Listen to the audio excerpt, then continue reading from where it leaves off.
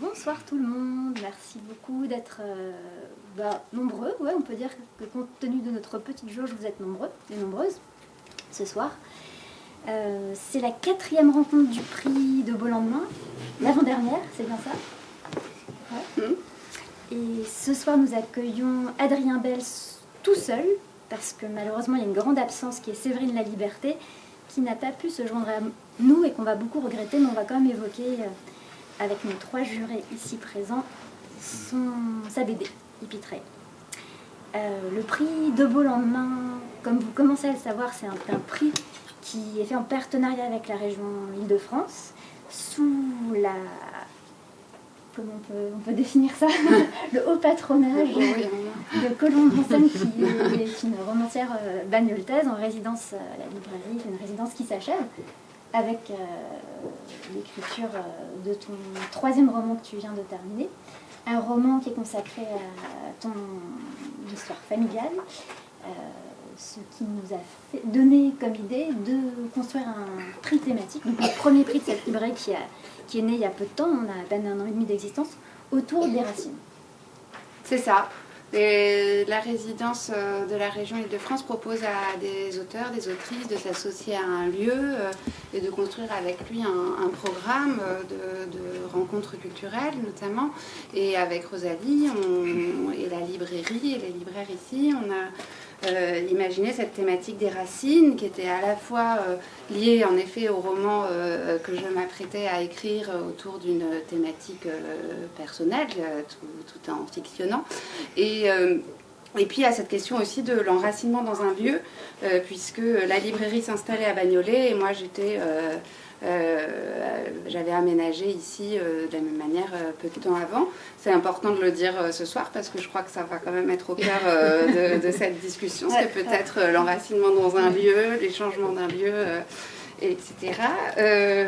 Et voilà, donc on a en effet ce compagnonnage toute cette année depuis septembre, cette année scolaire depuis septembre et ça s'achève bientôt. J'en suis très triste, mais des liens se sont créés et perdureront au-delà de la résidence évidemment. Bientôt nos jurys vont déposer leur petit bulletin dans l'urne pour donner le prix samedi prochain, à l'issue de la dernière rencontre. Et donc justement, peut-être dire un mot de comment ça s'est construit. Nous, oui. On a fait un appel à candidature au mois de décembre. On a tiré au sort 12 personnes, on va dire, de la société civile. Et on a désigné comme membres du jury 3 institutions de Bagnolet. La médiathèque, dont il y a une représentante ici ce soir, au fond. L'université populaire de Bagnolet qui est ici parmi nous. Elle est là. Et puis une classe de seconde du lycée Eugène Hénaf. Alors je ne sais pas s'il y a des lycéens qui sont arrivés, mais peut-être pas encore. Et donc ça fait 15 voix à ce jury. Et ce soir parmi nous, nous avons donc Annelise. Donc Annelise, tu es membre, comme je viens de le dire, de l'Université populaire, mais tu habites à Bagnolet depuis un petit moment quand même, et tu es en train de travailler sur un documentaire sur l'évitement scolaire, qui est un sujet assez sensible dans nos banlieues.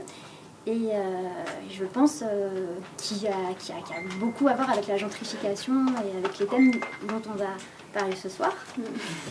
Tiné, toi, tu as eu une courte carrière d'urbaniste et tu t'es reconvertie comme prof. Tu es prof d'histoire-géographie au collège Travail-Langevin, à Bagnolet aussi. Et Philippe, il y a très peu de temps, tu es jeune retraité juriste. Oui. Tu es passionné de littérature, alors toute forme de littérature, des sciences humaines très pointues, de la SF, de la BD, de la littérature contemporaine. Et puis tu es militant à la section locale bagnoltaise de la Ligue des droits de l'homme. Voilà, pour dresser un portrait très très très succinct de vous 3. Vous ne vous connaissiez pas, enfin toutes les deux oui, mais vous ne vous connaissiez...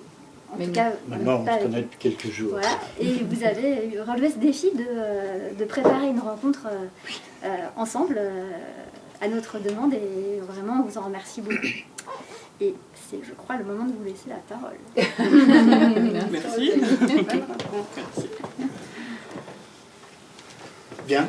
Alors, il m'échoit le plaisir de le présenter vraiment en quelques lignes Adrien Bel, et ce qu'on appelle le pitch de l'histoire, un résumé du roman.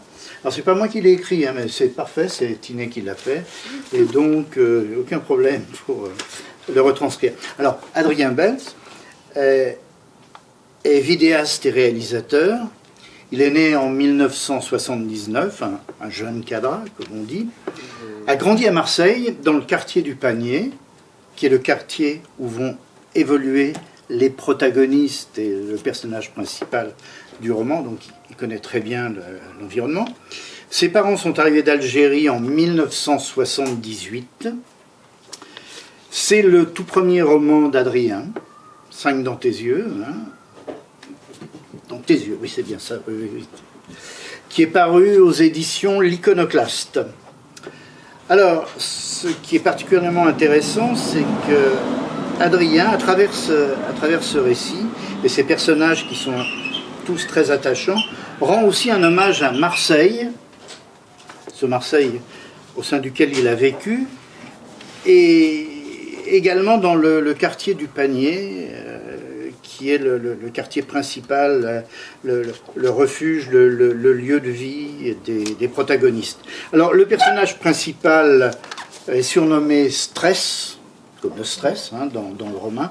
Adrien, s'il le souhaite, nous dira quel est le pourcentage, la part de stress dans Adrien, mais tu feras le choix.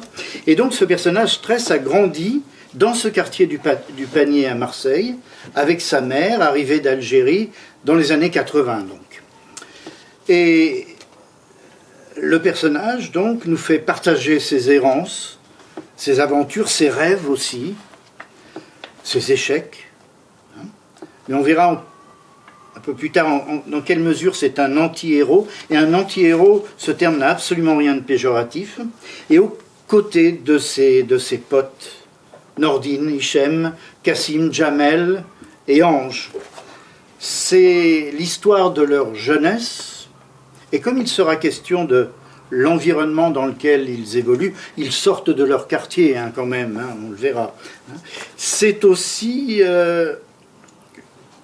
une focale sur ce qui se passe dans ce quartier en réalité, et que l'on peut retranscrire dans beaucoup d'autres villes urbanisée de la ville, eh bien c'est l'histoire d'une gentrification, une boboisation, si on veut dire, du quartier qui va grandir, qui va prendre de l'ampleur, ce qui fait qu'aujourd'hui le quartier du Panier n'est plus ce qu'il était avant. Adrien nous en parlera peut-être.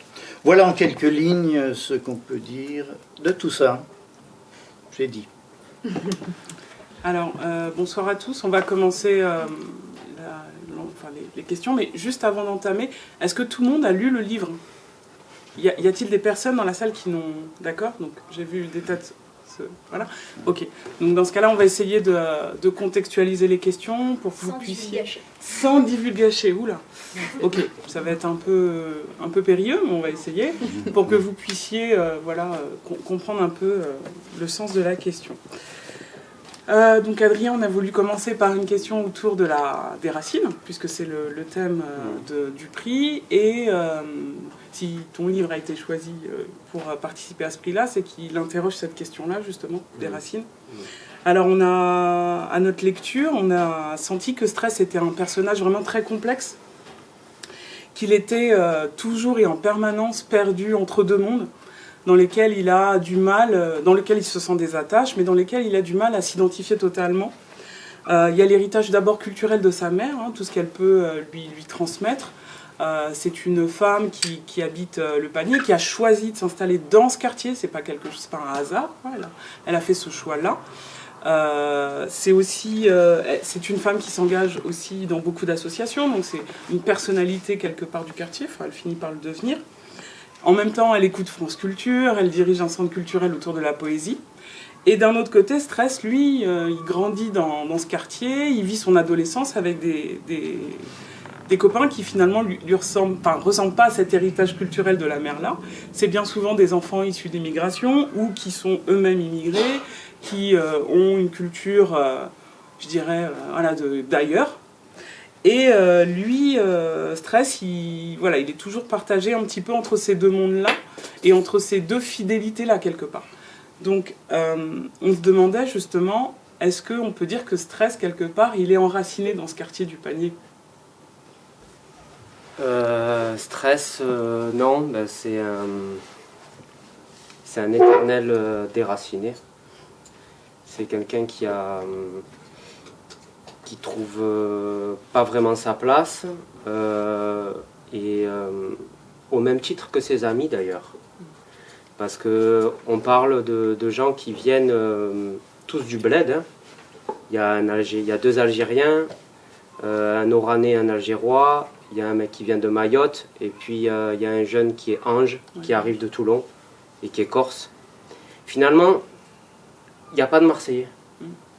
Et tous ces gens-là, ils cherchent leur place. Il y a un moment donné où Stress est en discussion parce qu'il essaye de faire un film sur son quartier, mais ça c'est dans le temps présent, et il y a un producteur qui lui dit est-ce qu'ils sont de Marseille ?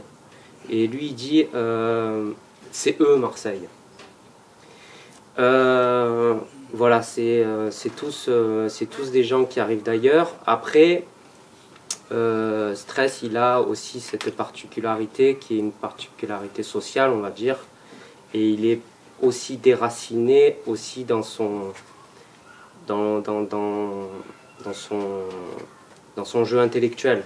C'est-à-dire qu'à la fois, il a une mère il a un apport intellectuel. Il dit, il y a un moment donné où il dit je me fais arrêter par la BAC Centre-Ville, on me met un couteau sur la gorge, et un flic de la BAC Centre-Ville lui dit on te connaît blond, on sait ce que tu fais. Et le soir même, je rentre chez moi et il y a ma mère qui écoute Pierre Boulez en lisant Pessoa. Il y a un chaud-froid permanent c'est un livre sur la frontière. Et Stress, il essaye toujours, c'est un funambule, et ça le fatigue beaucoup, ce jeu. Il est tout le temps entre les deux mondes, et finalement, il est dans une place qui est celle de la frontière, qui est une place assez inconfortable. Voilà. Mais est-ce que du coup, tu penses qu'à un moment, il arrive quand même à trouver un équilibre ? Il essaye de trouver un équilibre dans le rapport qu'il a avec sa ville, et qu'il ne trouve jamais. Et le rapport qu'il a avec la ville, c'est un rapport qui est difficile. C'est une ville, Marseille, c'est une ville qu'il faut prendre à bras le corps et où finalement il ne faut pas trop se poser de questions. Lui, il s'en pose trop. Et le rapport qu'il a avec la ville, c'est le rapport qu'il a avec les femmes aussi, qui est un rapport très difficile. Et ta question, c'était de savoir s'il trouvait sa place. Ouais, on s'est demandé ça. C'est-à-dire qu'on a bien senti... Ce que tu disais, on se demandait, mais à quel moment est-ce qu'il est fidèle à lui-même, finalement ? À quel moment Stress il se travestit tout le temps. Et ouais. Il se travestit tout le temps, et il n'est jamais bien finalement dans sa peau, mais peut-être au même titre que Hichem, qui finit dans des mariages arabes avec des Lamborghini de location et qui se ment à lui-même. Peut-être comme Kassim qui devient schizophrène parce qu'il n'accepte pas de vivre 2 enfants et une femme mariée et pris dans un truc avec des Comoriens alors qu'il est mahorais. Peut-être comme Nordine qui a le poids familial d'être venu au bled et d'avoir toute sa famille et le poids du père qui lui pèse trop. Ou comme Jamel qui vit seul. Personne n'est vraiment à sa place et c'est un peu le jeu de tout le monde et je pense que de nous, peut-être pas de nous tous, mais en tout cas c'est un peu le jeu de l'être humain, j'aurais tendance à dire, de trouver sa place et on dit être bien dans sa peau. Être bien dans sa peau, c'est la recherche ultime. Après lui, il arrive dans un quartier quand même, il est je dirais pas qu'il n'est pas voué à vivre ce qu'il vit, mais dans les années 90, vivre au Panier, là où il vivait, Sa mère, elle lui a pas fait de cadeau, quoi. Voilà. Et en même temps, est-ce que... Parce qu'il essaye de faire œuvre, il essaye de faire ce documentaire, il essaie du coup de créer une œuvre. Est-ce que tu penses que cette démarche peut quelque part lui permettre de s'apaiser dans son identité? Et peut-être est-ce que c'est pour ça qu'il échoue quelque part à la faire ou... C'est un combat perdu d'avance. Eh oui. C'est-à-dire que la création de son œuvre, c'est une mise en abîme un peu ce bouquin. Tu voulais que je te dise à combien de pourcentage Stress était moi. Oui. Il vaut mieux qu'on en parle de suite, non? Je te remercie à l'avance. Oui. Stress, c'est un peu moi quand même, Oui, hein, oui, il faut le dire. oui. Même si après, quand on décortique, au départ, la question de l'autofiction, c'est une question qui arrive très vite quand on sort, et notamment un premier roman. Alors on nous demande tout de suite de prendre position. Est-ce que c'est toi? Est-ce que c'est toi?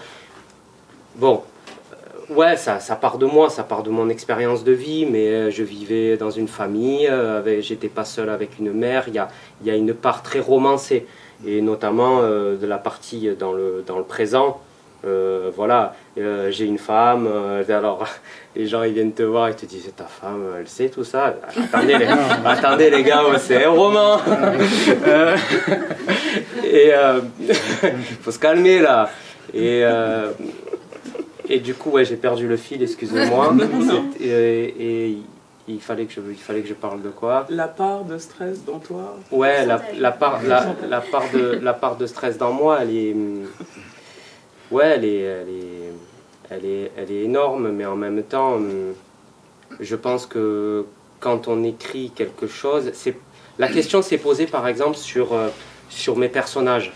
Alors moi, j'ai envoyé mon livre à tous mes collègues. Il n'y en a aucun qui l'a lu. Mais finalement, est-ce que c'est eux? Est-ce que c'est pas le regard que je porte sur eux? C'est pas vraiment eux, au même titre que c'est pas vraiment moi. On fusionne des personnages, on change des allures, on change des traits psychologiques, on peut modifier des petites choses.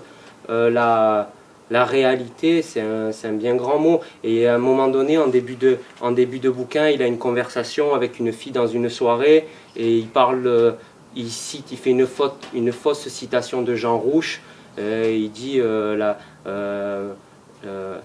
la fiction, la réalité n'existe pas ou la fiction n'existe pas, il sème le trouble comme ça. C'est pour dire que finalement, même quand tu écris, je pense, une fiction qui n'a rien à voir avec toi, ben, il y a toujours de toi aussi, dans tous les personnages que tu crées. Voilà. Merci.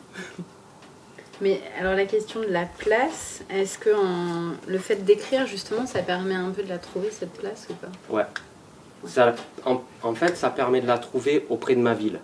J'ai toujours dit, il y a toujours eu cette phrase un peu qu'on a repris, Marseille, j'ai enfin pu dire à Marseille tout ce que j'avais à lui dire comme une femme que je vois passer au loin. Bon, mais c'est vrai. Marseille, c'est une ville de grande gueule, où c'est difficile de faire sa place, surtout dans les années 90, avec des gens qui sont qui parlent beaucoup. J'ai grandi dans un quartier comme ça, de Corses, d'Italiens, d'Algériens, de gens où il faut faire sa place, autant physiquement que verbalement. C'est une ville avec un langage, avec une langue, peut-être qu'on va en parler, qui est très forte. Et d'écrire ce livre, ça m'a permis vraiment de dire ce que j'avais à dire à cette ville. Et sur cette ville.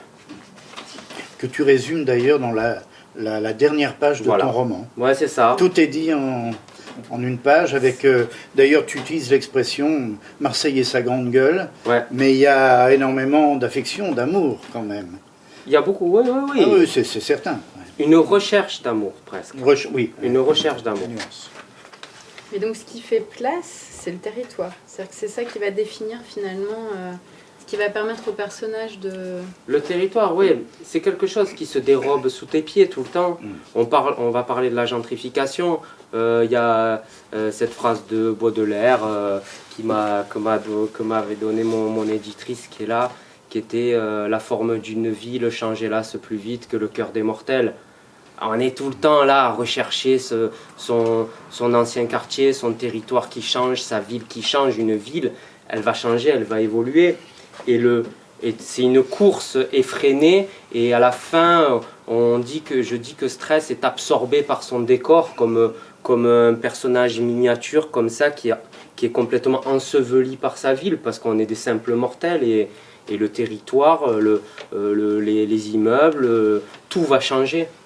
Et c'est fait pour ça. Après, ça ne nous empêche pas d'en parler et de le dire. Chacun a son histoire avec ses places, avec son territoire. Moi, j'ai personnifié les places, j'ai personnifié les rues, je leur ai donné des noms, pas des noms, mais je leur ai donné des formes humaines, parce que c'est quelque chose qui m'a beaucoup marqué. Il y a un peu le Stress et moi, c'est un peu comme une revanche un peu sociale. C'est un peu j'avais envie de raconter ça parce que ce quartier il a changé énormément, il était voué à changer et ça s'est fait un peu avant la vraie gentrification de la ville. La vraie gentrification de la ville, elle arrive maintenant. C'est dingue, quoi. Moi, je reconnais pas ma ville, je marche et c'est un truc dont tout le monde parle parce que c'est presque une invasion, quoi.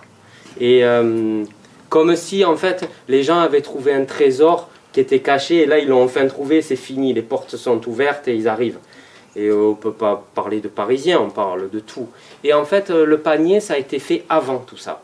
Et ça a été fait en silence, calmement. En fait, c'est un quartier qui est à la fois très central dans la ville, mais en même temps, c'est un quartier qui est en hauteur, où il est très difficile d'accès. Finalement, c'est un quartier, il y a quelqu'un qui me disait il n'y a pas longtemps, c'est un quartier qu'on connaît peu, que les gens connaissent peu.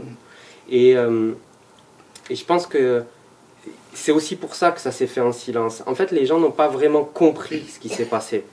Il y a un moment donné dans le livre, je dis ouais, il y a Jamel qui dit ouais parce qu'il y a un hôtel. Il y a un hôtel qui est en train de se construire aux abords du quartier, qui était l'hôtel Dieu, qui était un hôpital, qui était un hôpital public, qui a été abandonné. Et on dit, bon, la gentrification, c'est ça, hein, on laisse des bâtiments s'abandonner, pourrir comme une vieille dent, là, carriée, et à un moment donné, on lui met une couronne, et on refait tout ça. Ils ont fait un hôtel.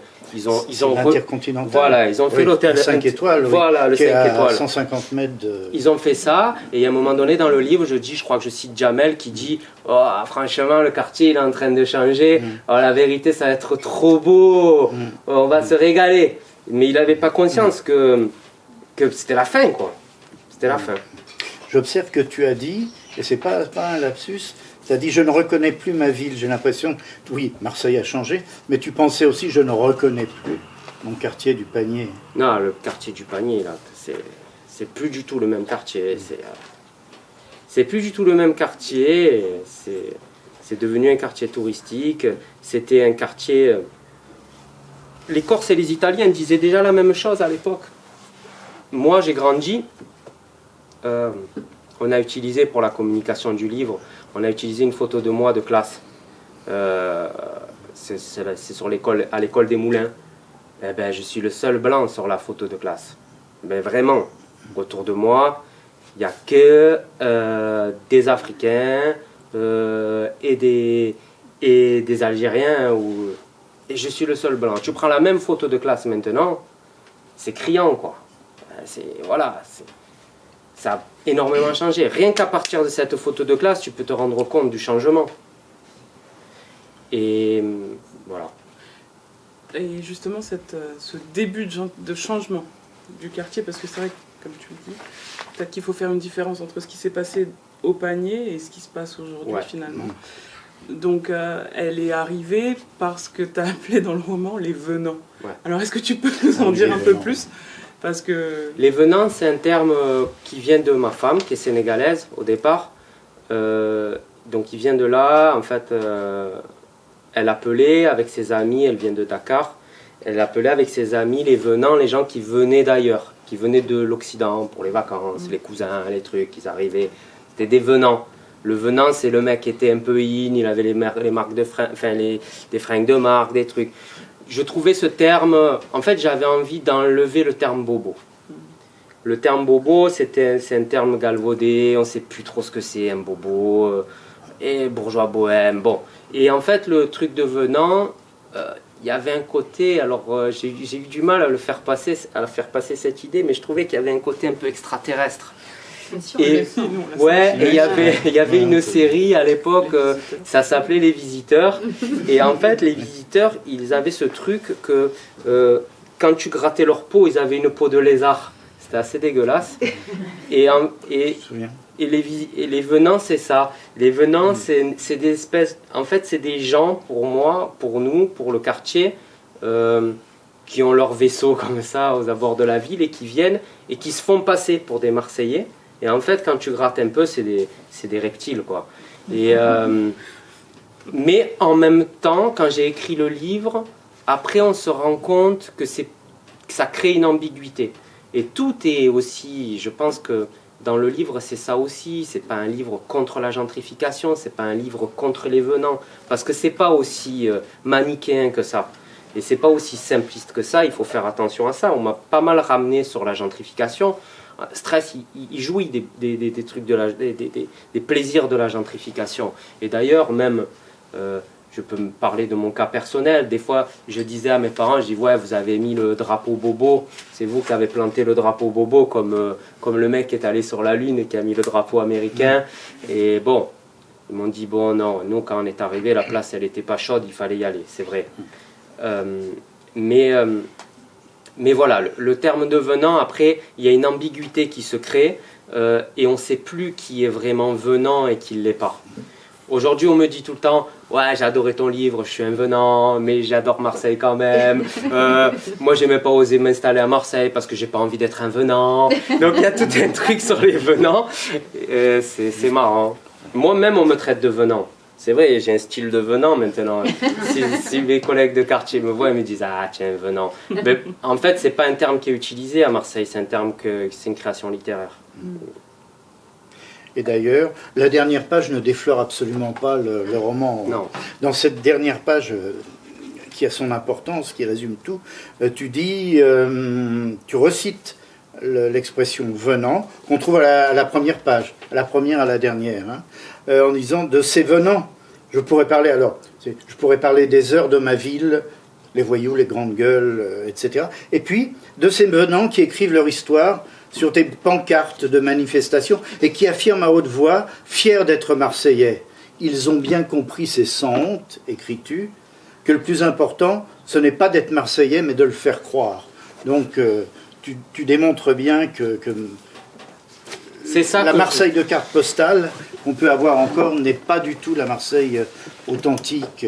Ouais, mais surtout, c'est ça le truc, mon gros truc sur la gentrification, c'est de dire, moi en fait ce qui me dérange le plus, c'est des gens qui font partie de l'équation et qui disent « Oh, à bas la gentrification ». C'est toi la gentrification, arrête de me rendre fou. C'est ça. Il y a eu l'exemple de la Plaine, du quartier de la Plaine à Marseille, avec toute cette ce qui est un peu une mascarade autour de cette place de la réhabilitation du quartier de la Plaine. Et le quartier de la Plaine, ça a toujours été un quartier de bobos et de venants, on l'a toujours dit. Et ils ont essayé de se faire passer pour des gens qui luttent contre la gentrification. Et maintenant, au Total des Courses, ils ont une place refaite et ils continuent à boire des bières dessus. Et ça continue à être un quartier de bobos. Donc, c'est le truc, quand je dis c'est sans honte, ils n'ont pas compris que... Enfin, ils ont très bien compris que l'important, c'est pas d'être Marseillais, mais de le faire croire. C'est que, pour moi... Il y a chez le venant quelque chose qui est trop rapide dans l'amour qu'il proclame à la ville. C'est-à-dire que moi, je suis là, je dis, ça fait 40 ans que je suis là, j'ai mis 40 ans à être Marseillais, toi tu arrives et tu me dis, allez l'OM, tu me dis... Par exemple, il y a un exemple qui est assez... Je cite Jul dans le livre. Jul, c'est un rappeur célèbre, maintenant marseillais, pour lequel j'ai fait des clips. Parce que je fais des clips, je suis vidéaste. J'en ai pas fait 10 000, mais j'ai travaillé avec lui. C'est un mec qui a été décrié à Marseille, mais d'une force. Jul, c'est de la merde, Jul. Maintenant, il a sorti un truc qui s'appelle Très organisé. Et maintenant, tous les venants, ils vont te dire Marseille bébé, c'est Marseille bébé, un truc, ils citent Jul. Il y a une espèce de truc qui est de l'ordre de l'appropriation, qui me rend fou en fait, qui me fatigue. C'est pareil pour l'OM, pour l'Olympique de Marseille. Ils ne vont pas aller au stade pendant des années, tout d'un coup il va y avoir des résultats un peu corrects. Allez l'OM, allez. Non, ça ne se passe pas comme ça. Mais en même temps, ça c'est que, on retrouve quand je parle l'acidité de stress. Oui, tout à fait. On retrouve cette acidité que je ne contrôle pas. Et que je dis à un moment donné, je dis dans ma tête, je dis il y a mon tribunal nazi, je dis mon monde nazi. Mon monde nazi, c'est ça, vous êtes en train de le voir tous. On fait cohabiter dans nos têtes toutes sortes de personnages. Je dis il y a un flic syndicalisé, un CRS à la retraite, une féministe, un truc. Et c'est ça, stress. C'est un mec qui supporte pas des choses et qu'il a besoin, et quelque part je les ai dit. Et je suis content de les avoir dit. Si tu permets, parce qu'on avait marqué cet extrait, et comme il est vraiment, enfin on l'a tous rêvé, vraiment très très fort, je vais me permettre de lire le paragraphe. Mon monde nazi se réunit régulièrement dans ma tête pour statuer sur toutes sortes de choses que je ne supporte plus. Son tribunal est constitué d'une féministe, d'un musulman intégriste, d'un docker syndiqué, d'un couple de cathos de droite, d'un designer homosexuel, d'un CRS à la retraite, d'un intermittent du spectacle et d'une activiste pour le climat. Tout ce beau monde essaie de s'entendre pour un monde meilleur. Et ça, en effet, ça nous a beaucoup fait rire. Mais du coup, on s'est demandé, à la lumière de ce paragraphe-là, si c'était... en tout cas, Stress nous montre, même si intérieurement il est divisé, il est partagé, mais est-ce que justement il n'a pas lui-même intériorisé cette espèce de lutte sociale que tu nous montres avoir finalement? Quand tu me lis ce passage, moi ce que je trouve, c'est un livre qui est assez schizophrénique en fait. Et quand il faut sortir des passages du livre, c'est très difficile de sortir des passages du livre qui le caractérisent pleinement. On sort ça, on a l'impression d'être dans un livre un peu intello, un peu très contemporain, et puis tout d'un coup on va sortir un truc avec une citation sur le mariage arabe. C'est un livre qui est très schizophrénique, intellectuellement en tout cas.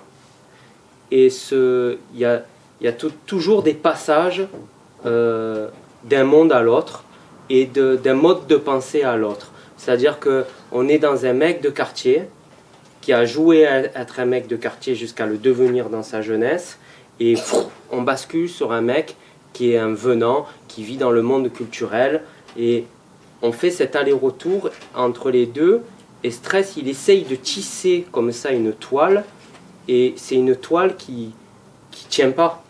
Il n'arrive pas à contenir ces personnages-là. Il n'arrive pas, c'est comme une fusion. En fait, c'est aussi un livre sur le passage à l'âge adulte, mais sur le passage à l'âge adulte et sur l'adolescence. On peut trouver des adolescents, on les chope 5 ans après, c'est le jour et la nuit. C'est ça. Ouais, mais alors ça, on en a beaucoup parlé de la jeunesse, et justement lié au territoire. C'est-à-dire qu'en fait, les ados, ils sont dehors. Et effectivement, tout le livre, le venant qui finalement fait sa place tout de suite, par rapport à justement ce tiraillement, comme tu dis, il arrive et puis s'approprier quelque chose qui est peut-être pas appropriable. Il est chez lui en fait, on va être dans un appartement. Et en tout cas, ce qu'on a ressenti, c'est que cette jeunesse, en fait, c'est ça qui est merveilleux, c'est que la jeunesse, elle est dehors. Donc en fait, elle vit la ville, elle vit le monde public, qui est un moment mais incroyable, parce que finalement, adulte, on n'est plus vraiment dehors. Donc ou alors, le venant va être en terrasse de café, c'est-à-dire il va être encore dans un lieu qui est un lieu privé, approprié. Il va pas être sur un banc, par exemple. Non. Et c'est une question que je me suis posée sur pas mal sur l'adolescence, c'est ça, et on rejoint encore la frontière. C'est ça l'adolescence. C'est le no man's land de la vie, quoi. Mais en même temps, c'est ça qui est grisant. C'est ce moment où on n'a même plus conscience, on n'a pas conscience de sa mort. On n'a pas conscience, on est hors société, complètement hors société, et on occupe l'espace. On occupe un espace dans les quartiers, c'est ça. Et à Marseille, c'est ça. C'est à un moment donné, quand tu sors de ça, tu deviens un ancien. Et quand on te dit l'ancien, c'est mort. Tu es hors du coup, c'est fini. Mais sauf que personne, je trouve que l'apprentissage, la sortie de l'adolescence, c'est presque un apprentissage de la mort. C'est-à-dire que c'est un moment où on est complètement, on est dans une sorte on est complètement immortel. Et quand on sort de ça, on devient mortel. Et il s'approprie l'espace. Ouais, il s'approprie complètement l'espace, les places, la plage, et de manière assez. En fait, il recrée. On sort du truc familial, on va vers l'âge adulte, on est dans cet entre-deux comme ça, et donc on recrée avec des tribus, avec une tribu comme ça, notre monde. Ouais. Et on se disait aussi sur la synthèse, enfin je reviens sur cette question de cette place, il y en a une vraiment qui symbolise cette synthèse-là, et tu le dis, qui tisse des liens. Qui passe son temps à tisser des liens, c'est ta mère, enfin c'est la mère de Stress, c'est Fred. D'ailleurs, que tu appelles Fred, enfin que Stress appelle Fred et pas maman, mais ça a son importance. Et en fait, c'est comme si elle était d'une autre époque. C'est-à-dire que dans le fond, le moment où elle arrive au panier, cette époque-là, il n'y a pas entre-deux mondes. Elle arrive dans un monde qui est complexe. Et en fait, aujourd'hui, c'est comme si toi, ce monde elle fait un, ça n'en fait qu'un, et ben l'époque dans laquelle toi tu grandis, c'est plus du tout la même. C'est justement cette époque du venant, et qui va en fait justement scinder ces mondes. C'est-à-dire qu'on ne peut plus faire un. Et d'ailleurs, tu dis à plusieurs reprises que parfois tu rejoins. Tu arrives à rejoindre ta mère, c'est-à-dire tu arrives tout à coup à unifier quelque chose. Et bon, c'est de temps en temps, c'est par moment. Mais c'est comme si elle était quand même la représentante de ces mondes possibles. Elle peut gueuler un moment sur Cassim, elle a participer à la map. Ouais, voilà, c'est-à-dire qu'elle elle se pose pas de la question d'où elle vient, en fait, elle est là. Et alors que l'époque dans laquelle on est aujourd'hui, eh ben... C'est très juste, c'est ça. En fait, le personnage de la mère, c'est un personnage qui se pose pas de questions et qui vit d'instinct. Et qui se pose pas ces questions sur l'enracinement, sur l'amour à une ville. Elle fait. Ouais. Elle est dans l'action. Ouais. Lui, il est tout le temps là. Et d'ailleurs, s'il s'appelle Stress, c'est qu'il a un rapport au temps. Un rapport au temps et à l'espace qui est problématique. Elle est là. Elle est là, comme elle était là en Algérie, comme elle débarque dans ce quartier, elle se pose pas de questions et ouais, elle occupe l'espace. Mais alors moi, la question aussi qu'on avait justement, c'est est-ce qu'à un moment donné, parce que c'est cette recherche aussi de culture commune, c'est-à-dire à un moment, qu'est-ce qui va faire commun pour que effectivement, les venants et la populace, tu prends ce terme à un moment donné, en fait, arrive à s'unifier. C'est-à-dire, c'est quoi ce qui va permettre d'avoir une culture commune, quoi. Tu veux Où dire, est-ce que c'est possible? La culture commune, après, si on parle en termes plus larges, en tout cas, dans le bouquin, pour moi, c'est la langue. La culture commune, elle se retrouve dans la langue. Et la langue, bon, là, par exemple, j'ai dû faire des vidéos pour le musée de l'immigration. Bon. Et on se posait la question, je me disais, la langue, c'est ce que je suis, et c'est ce que le livre est. Et c'est à la fois la langue et le livre. Et cette langue, c'est une langue qui mêle tout. Comme souvent je dis, un bouquin c'est comme un plat, c'est comme un plat de cuisine. Tu mets un peu d'épices, tu mets un truc. Bon, ben la langue c'est pareil, et ce bouquin c'est ça. Tu mets un peu d'action, un peu de trucs, tu rajoutes un peu de safran. Et la langue de Stress et la langue du bouquin, c'est ce qui met tout le monde d'accord. C'est la langue commune. Ouais. Ouais, et qui est aussi quand même une langue, enfin pour ceux qui l'ont pas lu, quand même vraiment hommage aussi au quartier populaire, parce que c'est une langue, enfin que je trouve pas mes mots, mais enfin elle est magnifique, tu la tords dans tous les sens, tu vas chercher des expressions pas possibles. Pour le personnage de la mère, il y a 2 actions qui sont clés.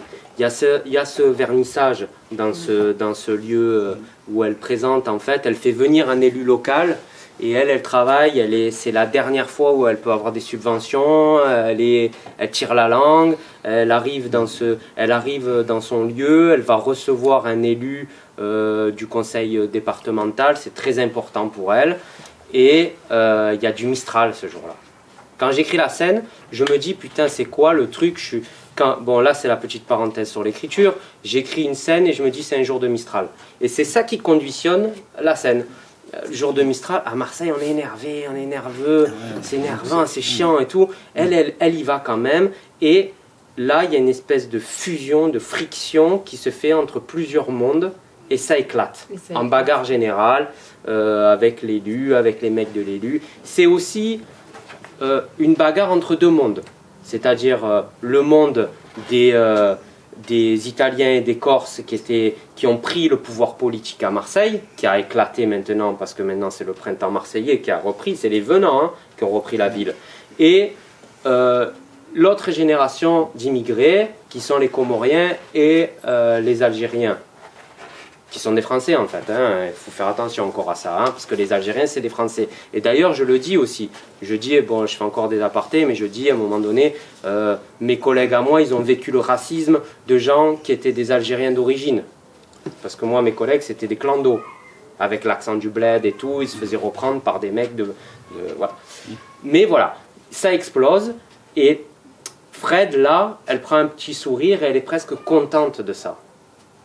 Et la deuxième scène, c'est la scène du panier bio. Et c'est aussi encore une scène finalement de friction, à la fois sociale et intellectuelle, et entre Cassim et le panier bio. Et elle est là. Elle est présente dans 2 moments où finalement des mondes n'arrivent pas. Marseille, on dit tout le temps que c'est une ville où les gens ils arrivent à vivre ensemble, oh la ville du mixage culturel. Oui, mais c'est pas aussi simple que ça. Et elle est présente dans ces 2 moments où les choses éclatent. Et tu dis aussi le moment où elle présente ce moment culturel, Stress, dit à ce moment-là, vous êtes regardés tous les 2 avec Fred et qu'en fait vous vous sentiez étranger, vous étiez encore pas du panier et que vous étiez étranger. C'est le seul moment où il se relie à sa mère. Ouais. C'est le seul moment où il dit je me sens avec ma mère. Et ouais, c'est le seul moment où tu te dis je suis pas du panier, je suis pas du quartier. Et parce que je participe à rien. J'ai pas envie d'aller casser le centre culturel de ma mère. J'ai pas envie de me battre contre des élus italiens ou corses. Et finalement, il regarde sa mère et c'est le carnage autour et il se dit c'est le seul moment où je me sens proche de ma mère. Mais finalement, c'est un moment de tempête et ça représente aussi la violence sous-jacente qu'il y a dans la relation avec sa mère. Quand il se lève le matin et qu'il prend son bol de céréales avec sa mère et que sa mère elle lui dit ouais tu t'es encore rasé la tête, on dirait un mec qui sort des camps de la mort et qui lui dit ouais à la limite à Ange ça lui va parce qu'on dirait qu'il sort d'un film de Ken Loach mais toi tu ressembles à un échappé des camps de la mort. C'est hyper violent, c'est d'une violence ben, c'est le rapport qu'il a avec sa mère. Et là, à un moment donné, ils se rejoignent avec... Alors qu'autour d'eux, c'est le tumulte, c'est la guerre, mais c'est le moment où ils se retrouvent. Voilà.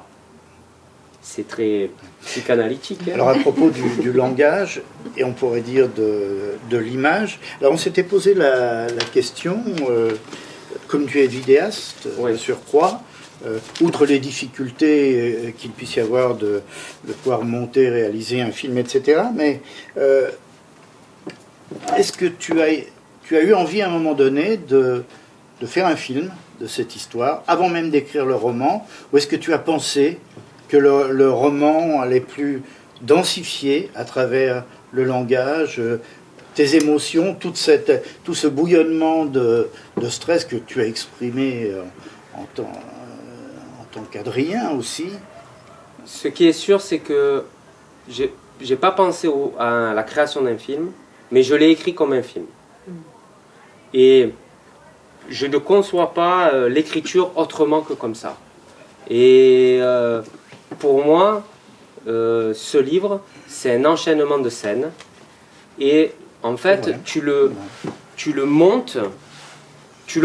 Oui. Et le travail aussi même avec un éditeur, c'est presque aussi un travail de monteur, entre autres, hein, parce qu'il y a d'autres trucs. Mais c'est aussi un travail de montage.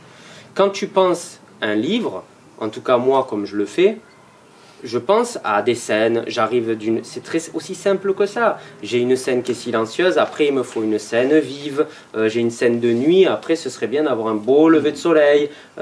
Et à l'intérieur aussi de chaque scène, tu penses au déplacement de caméra. Au début, quand j'ai écrit le bouquin, j'ai même poussé le truc à penser aux caméras.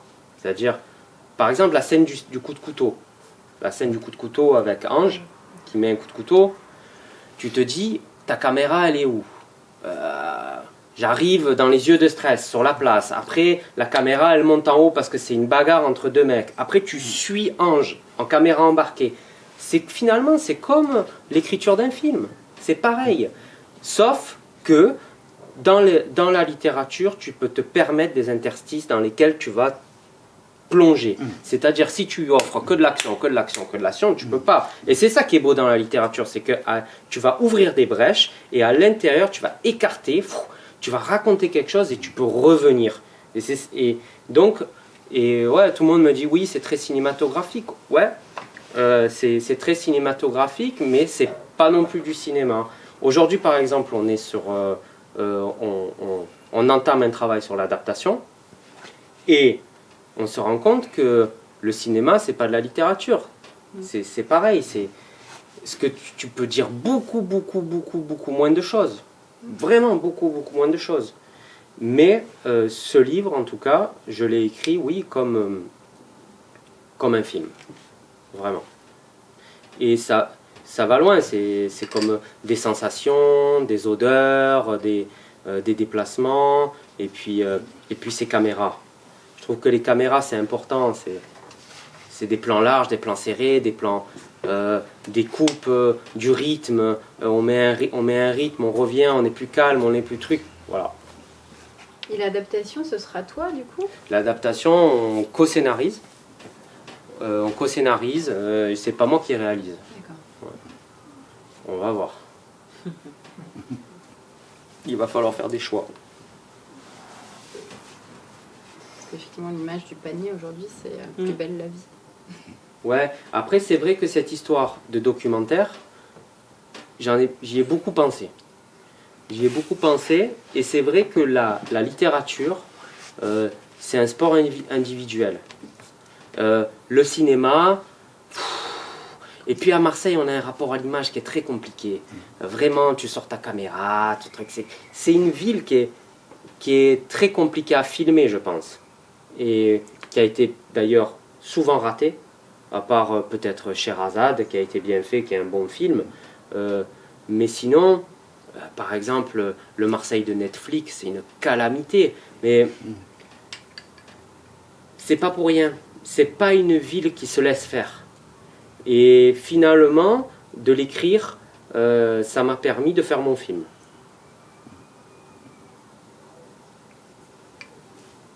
Et une dernière question sur le langage. moi j'ai eu l'impression que ce langage qui est contrasté, hein, puisqu'effectivement toute la petite bande, Stress et ses copains, ont des petites différences, ont des différences culturelles. J'ai l'impression que tu l'as sorti au feeling, alors que bien évidemment quand on écrit un roman, on travaille le langage et ça lui donne une force.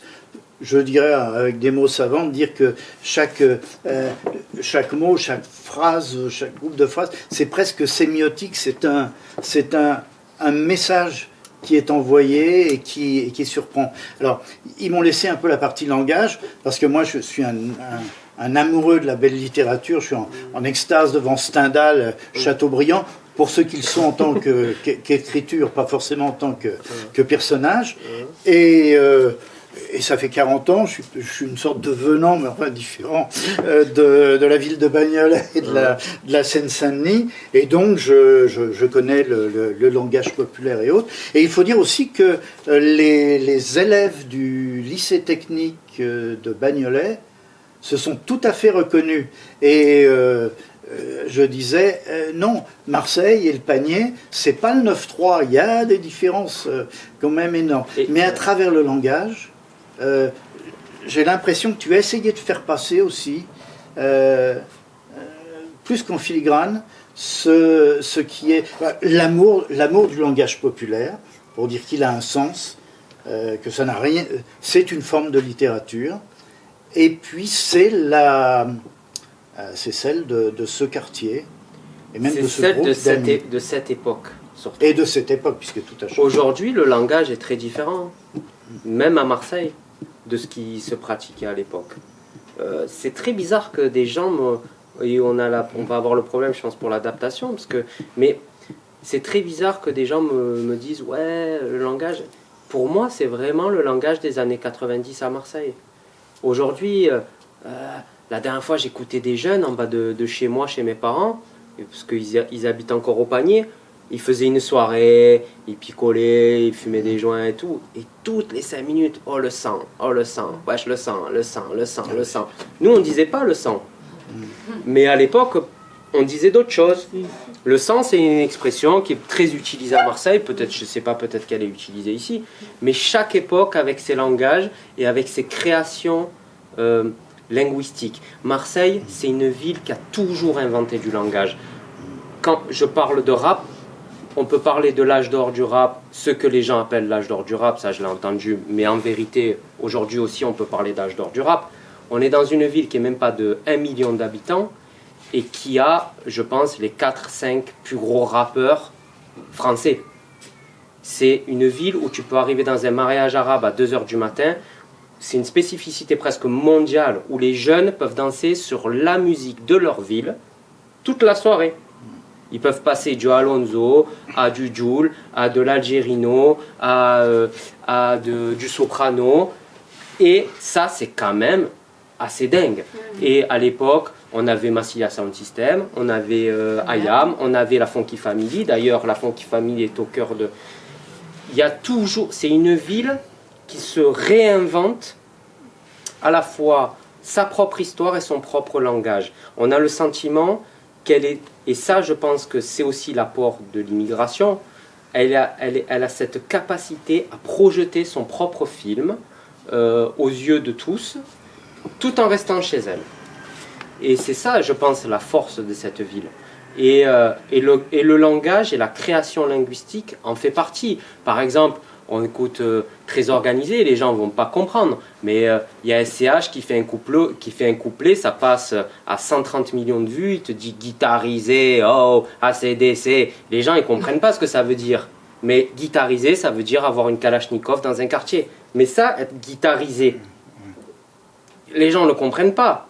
C'est juste des trucs, il faut que tu creuses, et quand tu creuses, tu comprends à quel point c'est fin en fait.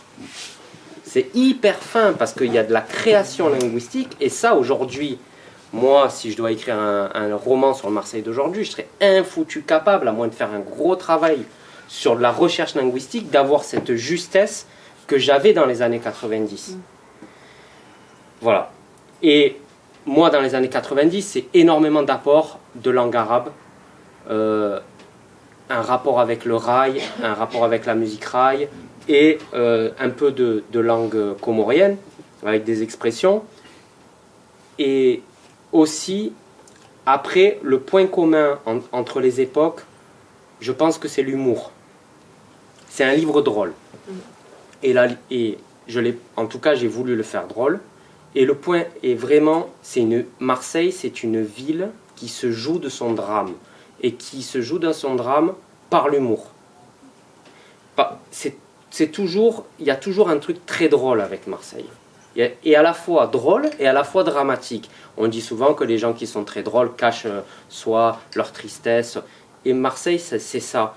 C'est-à-dire que même, je dirais même les supporters de l'Olympique de Marseille, je trouve que ce sont des gens drôles.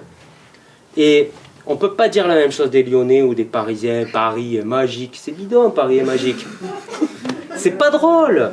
C'est pas drôle. Moi, je trouve pas ça drôle. Mais après, là, je vais rentrer dans des guerres de chapelle. Moi, je parle pour Marseille. Je parle pour Marseille. Je trouve que Marseille a cette capacité à être drôle. Et c'est ça, c'est la tragedia dell'arte, quoi. Tout le temps. Tout le temps, tout le temps, tout le temps. Et on le perd un peu aujourd'hui. On le perd parce que la ville se lisse.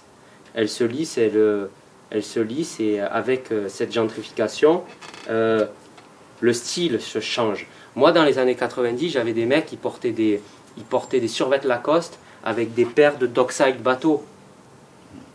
Tu trouvais des styles tout à fait improbables dans la ville. Ils avaient leur style. Aujourd'hui, ils ont tous le même style.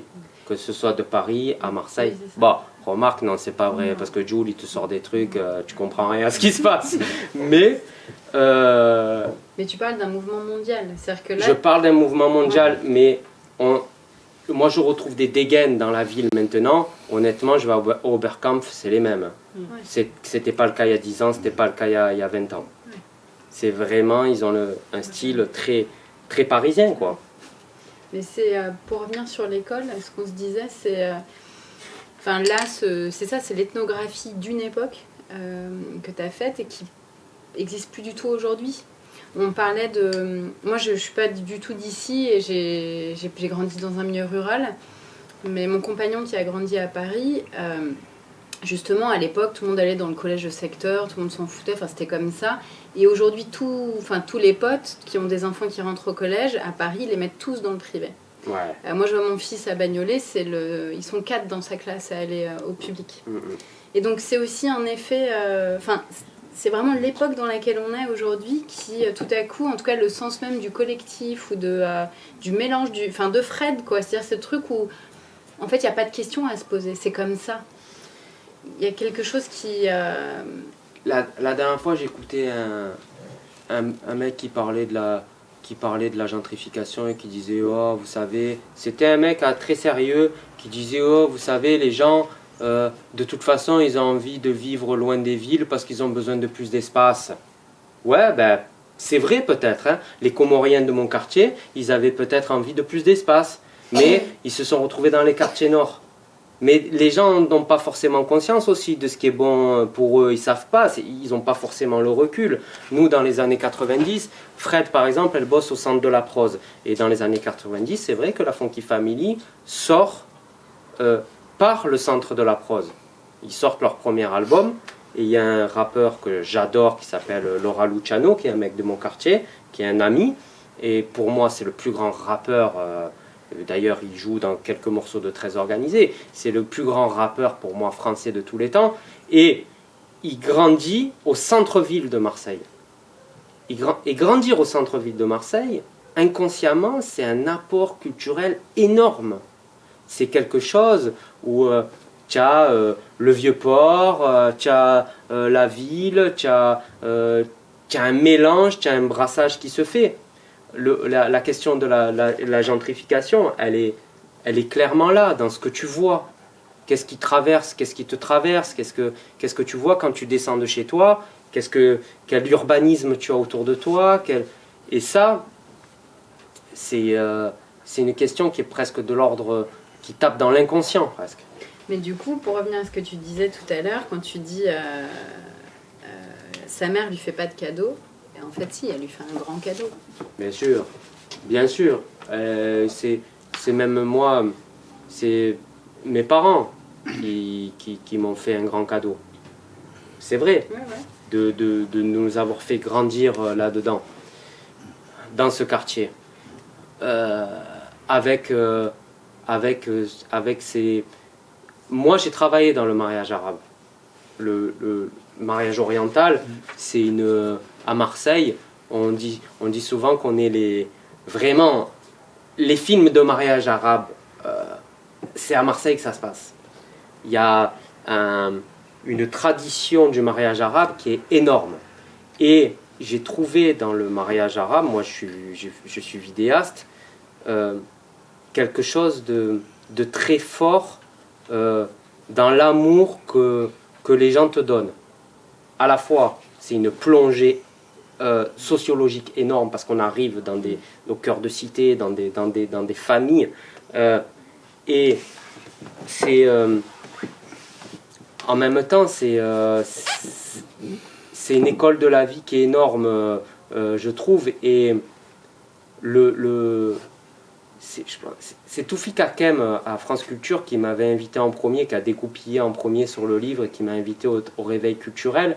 Et il a dit un truc auquel j'avais même pas conscience. Il dit ouais, tu nous as proposé le truc à l'envers, c'est-à-dire le petit blanc qui se retrouve au milieu des Arabes et des Noirs. Et honnêtement, j'en avais pas conscience moi de ça, que je proposais ça, ce schéma-là, qui est une espèce de finalement de chemin migratoire à l'intérieur, immobile, à l'intérieur de chez toi. On est tous traversés par l'immigration. On parle tout le temps. Alors, il faut faire attention, l'immigration, elle est porteuse de plein de souffrances, de choses. C'est Goz qui disait, il n'y a pas longtemps, les gens qui traversent l'Atlantique et tout, ce ne sont pas des désespérés, ce sont des espérants. Ils amènent avec eux une part de voyage, ils amènent avec eux quelque chose de fort. Moi, quand je dis, moi j'adore même les gens du bled, j'adore le bled, moi je vais souvent au Sénégal, c'est un truc, parce que je trouve qu'il y a une force à la fois même, ce sont des gens, moi je suis fan de littérature africaine, par exemple Soni Laboutansi, pour moi c'est le dieu, enfin il n'est pas vivant, il est mort d'ailleurs, il y a une dédicace à Soni Laboutansi là-dedans. Ce sont des gens qui font l'amour à la langue française, qui twistent la langue. Et le rapport qu'on peut avoir avec des gens qui viennent d'ailleurs, c'est un rapport à l'imaginaire et un rapport au voyage, c'est-à-dire qu'ils te font voyager, ils t'apportent quelque chose. Ils t'apportent quelque chose de fort. Et quand en stress, il retrouve son ami Hichem plus tard, qui a changé ses codes, qui n'est plus le clando qu'il a connu, avec son Cheb Hasni, avec sa coupe de clando et tout, finalement il s'est fait la coupe dégradée, il a un Lamborghini et il se la raconte, eh bien il est dégoûté. Parce que il a l'impression d'avoir perdu Hichem. Il a l'impression d'avoir perdu ce truc de cette huile d'olive forte, de première pression. Et finalement, voilà. Il est devenu adulte. Il est devenu adulte, mais il est aussi devenu ce que la société de consommation te donne, t'offre. C'est-à-dire que moi, je trouve qu'il y a, par exemple, il y a des dégaines au Sénégal. Honnêtement, tu les amènes à la Fashion Week, ils tuent tout le monde. Hein.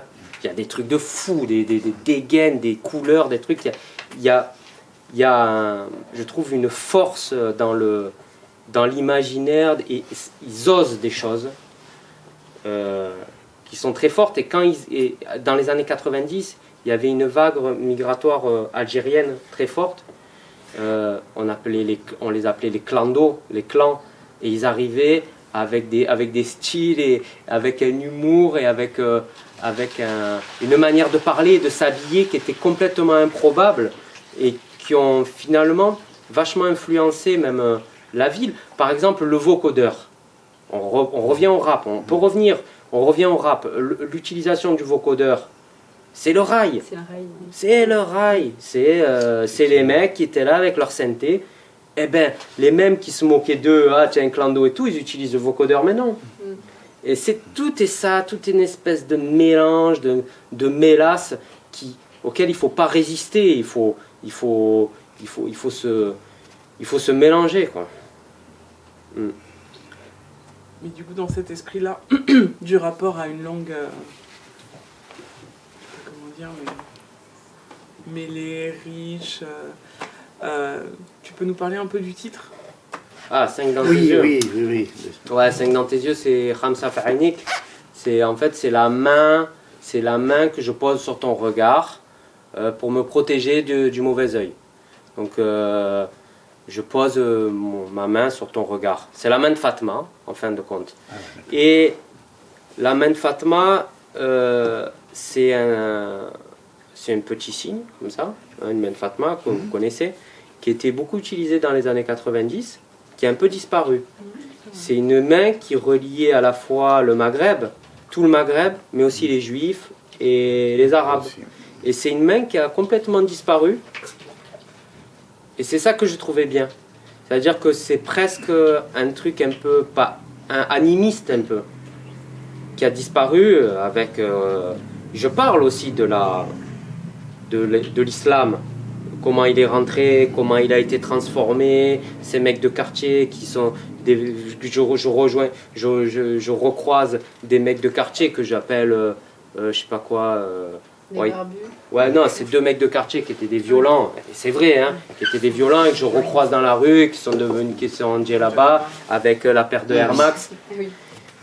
Il faut pas généraliser, attention, hein, mais la main de Fatma, je trouvais ça intéressant parce que c'était vraiment un signe fort des années 90. C'est la main à la fois, c'est le personnage féminin, Notre-Dame de la Garde aussi, hein, qui est un truc très fort, et c'est aussi tout le truc sur le destin, c'est-à-dire que le Khamsa, c'est un truc qu'on répète tout le temps, c'est une espèce de truc superstitieux, pour se protéger du mauvais œil, presque qu'on peut se porter à nous-mêmes. C'est par exemple, c'est genre, Inch'Allah, je vais avoir mon bac, Khamsa.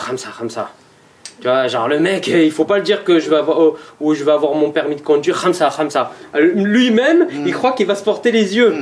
Et donc, c'est un truc assez drôle, c'est le rapport à la superstition. Voilà.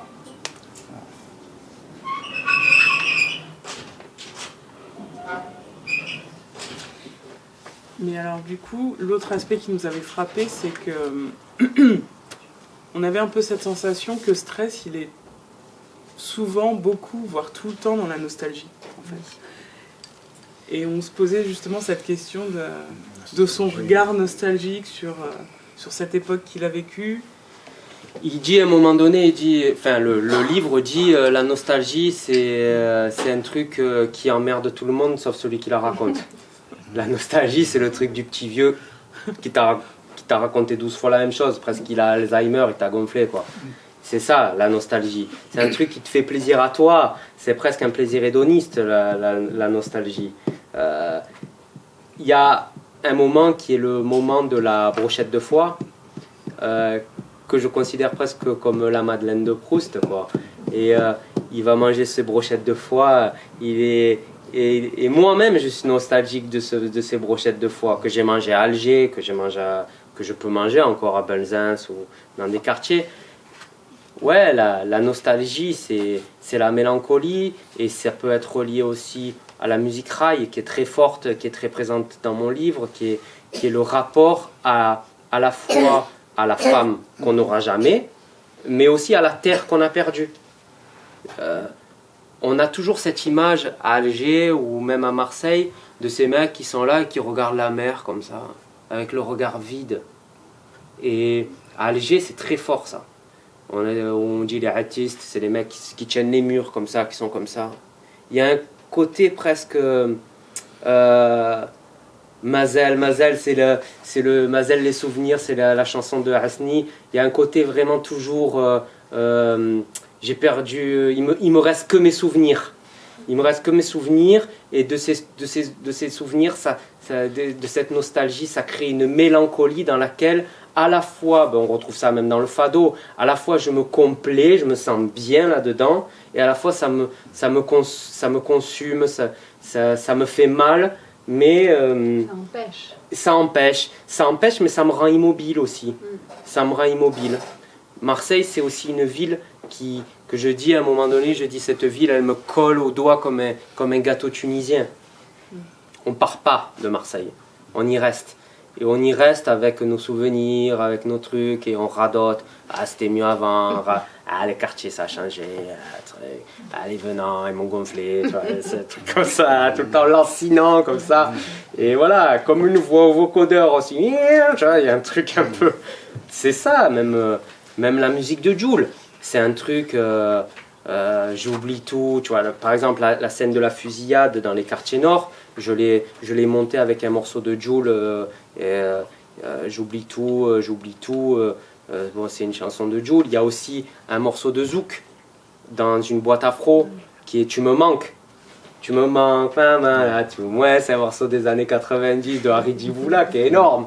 Et il est là, il est dans une boîte afro. Et il regarde une fille comme ça, c'est la fin de la soirée. Il a pas pu danser avec aucune femme parce qu'il a un rapport avec les femmes qui est toujours compliqué parce qu'il a toujours l'impression que les femmes, elles devinent qui il est.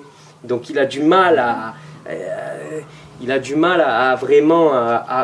il n'est pas instinctif, encore une fois, il a du mal vraiment à aller naturellement vers les femmes. C'est toujours très dur. Et il est là, il regarde cette femme et il s'imagine sa vie avec elle.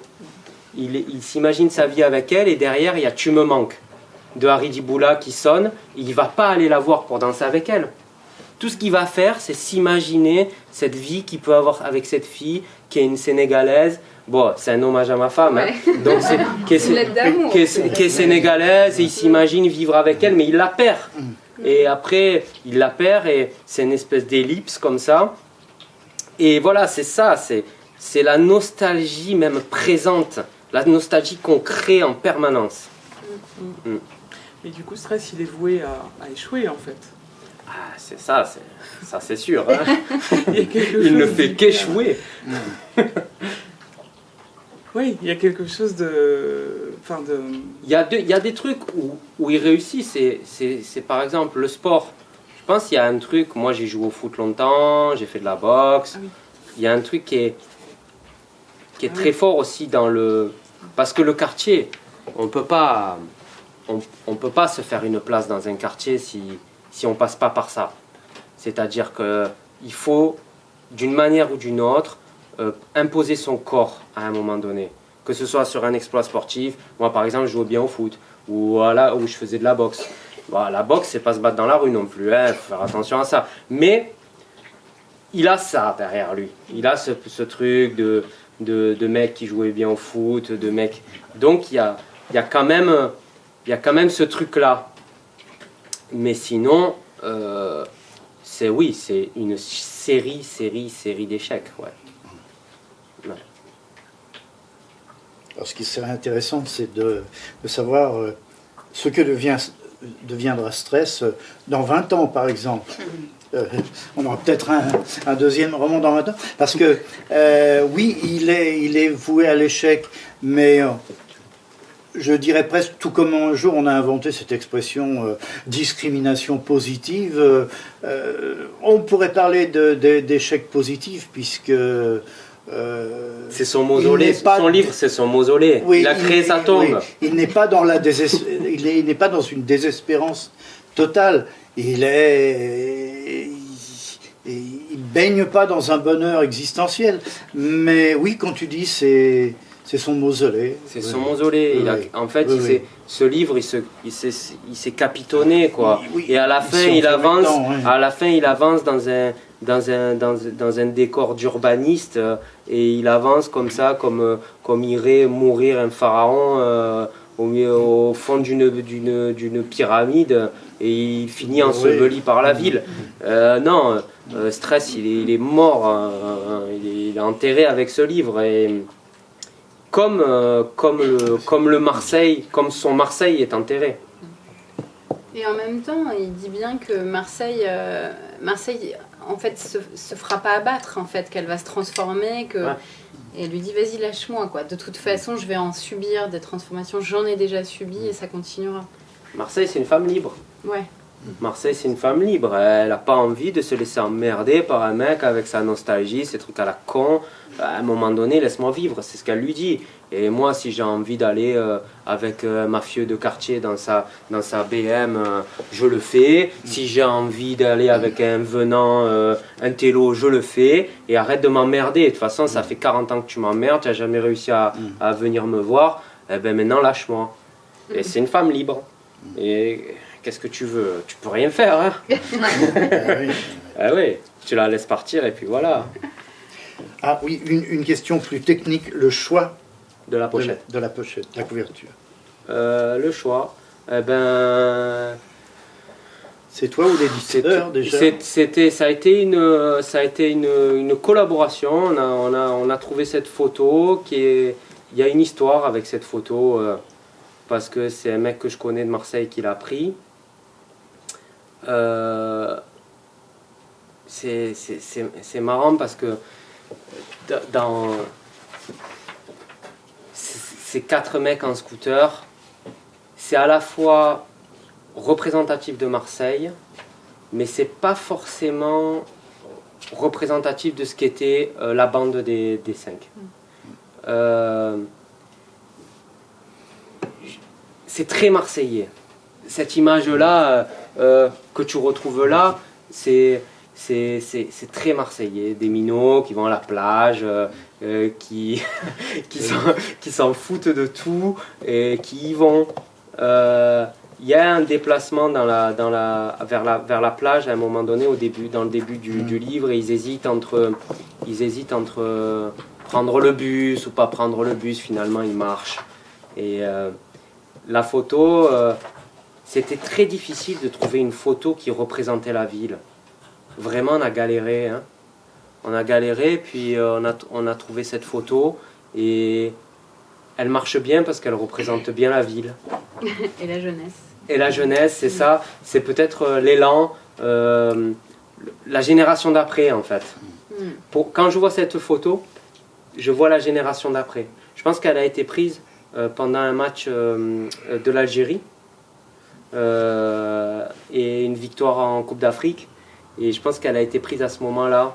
Et c'est assez fou, quoi. Il y a un rapport de corporel, de toucher ces 4 mecs qui sont là, qui se touchent. Et à la fois, c'est une ville qui est très pudique aussi. C'est toute l'ambiguïté de cette ville qui est à la fois très lente et très nerveuse. Et qui est très virile aussi, quand même. Très virile, ouais. Ah, ouais. Très virile. Très virile, mais en même temps très féminine. Il y a un truc très fort qu'on retrouve beaucoup. Je trouve que Marseille a été beaucoup influencée par l'Algérie, par les Algériens, d'une manière générale. C'est une ville très algérienne. Et il y a ça chez les Algériens. Il y a à la fois un rapport très ambigu. C'est toujours à la lisière entre la féminité et la virilité. Le rail, c'est ça. Hein. C'est une lisière comme ça, très fine. Et par exemple, à Marseille, on s'embrasse beaucoup. Je te fais des bisous, je t'embrasse. Il y a un truc, ils te prennent la joue. D'ailleurs, il y a une scène comme ça où Hichem il prend la joue de Ange et l'autre il lui dit ah, c'est bon, tu viens de te branler, arrête de me toucher et tout.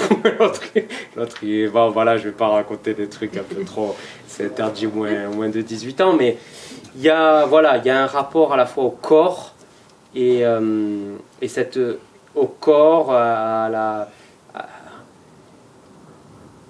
c'est une ville explosive et on le voit bien sur cette photo. Et ils sont tous torse nu et tout parce qu'il fait hyper chaud et ils bravent tout, quoi. Ils bravent la France, ils bravent. C'est une ville j'ai l'impression qu'elle tourne le dos à la France tout le temps. C'est que rien ne la concerne, y compris les mouvements sociaux, c'est-à-dire les gilets jaunes à Marseille, mais rien quoi. La crise des banlieues en 95, il n'y a rien eu à Marseille, rien du tout. On dirait qu'elle n'est pas concernée. À part le foot. À part le foot, mais le foot c'est très particulier. Ouais, le foot est encore... Voilà. Et genre justement pour enfin je reviens à tous ces moments où tu parles de la culture légitime, où tu es vraiment acerbe et tu piques beaucoup la façon dont... donc là c'est encore autre chose que les venants, c'est vraiment cette culture légitime qui vient et qui sait ce qui est l'art et qui sait ce qui est bien, etc. Tu as tout un... Enfin, moi, ça, j'ai trouvé ça, mais tellement réel, tellement... Enfin, je trouve que c'est d'un réalisme. On n'entend jamais cette façon de parler, en fait, de cette culture légitime qui arrive à un moment donné dans des endroits où, finalement, existe la culture populaire. Alors, d'ailleurs, alors même qu'à Marseille, vous avez reçu, il y a le musée... comment il s'appelle? Le musée des arts populaires à Paris qui s'est fermé et qui est arrivé à Marseille. Mais ce que j'ai compris, c'est qu'il y a beaucoup de choses qui sont dans les caves et les cartons et qu'en fait, c'est jamais vraiment sorti. Mais en tout cas, tous ces passages que tu fais sur la culture dite légitime, moi, ils m'ont fait vachement de bien. Parce que c'est tellement grinçant, ça fait du bien de temps en temps, en fait, de lire cette prose. Ça fait partie de l'équation je pense de la gentrification aussi, je dirais la culture subventionnée. Oui. La culture subventionnée s'oublie un peu. Elle oublie qu'elle est dans un territoire et elle oublie ça à la fois par snobisme, comme un complexe du pauvre ou un complexe du sudiste qui veut plaire à l'intelligentsia ou qui... Ça me gave, mais un point. Et il y a la friche de la Belle de Mai en prend plein la gueule et pourtant c'est encore une fois ils font aussi du bon boulot, ils font du bon boulot aussi, voilà c'est ça. Mais moi à mon époque je me rappelle de la friche de la Belle de Mai, j'y allais, j'avais l'impression d'avoir des gens qui sortent de leur douche quoi. Tu vois, tu arrives dans des lieux, ils te disent oh bienvenue, mais bienvenue de quoi? Je suis chez moi là, tu es payé par je sais pas quoi, tu as des subventions de bienvenue de quoi? Des gens qui ont l'impression d'être chez eux, ils sont peignoirs, tranquilles. Et finalement, tu vois, tu disais que tu es arrivé à Marseille 2013. Marseille 2013, capitale de la culture. Yes. Kenny Arcana, il dit capitale de la rupture. Ouais. Le Muge, il dit capitale de la friture. Je trouve ça plus drôle encore que Kenny Arcana. Mais voilà, ils ont complètement zappé IAM, qui avait un projet sur le rap. De toute façon, il y a eu une telle rupture avec les quartiers nord, et voilà ce que ça donne des tueries. Je parlais à midi d'un mec qui est à fond de foot dans l'Île-de-France. Ouais, les mecs qui jouent au foot de partout. À Marseille, ça joue plus au foot parce que c'est la drogue de partout qui a tout pris. Il y a eu une grosse rupture entre le nord et le sud, mais ça, c'est l'abandon aussi de la culture. L'abandon. Moi, je me fais le festival, le feed, je les allume de bon cœur, j'y vais. Hein, mais il y a toujours une espèce de volonté de faire quelque chose d'élitiste en oubliant qu'il y a un territoire qui est là et il faut faire des choses avec. Quoi. Et c'est même ta priorité, je dirais. Mais c'est ça le lien. C'est ça le lien. Et en même temps, on est toujours entre...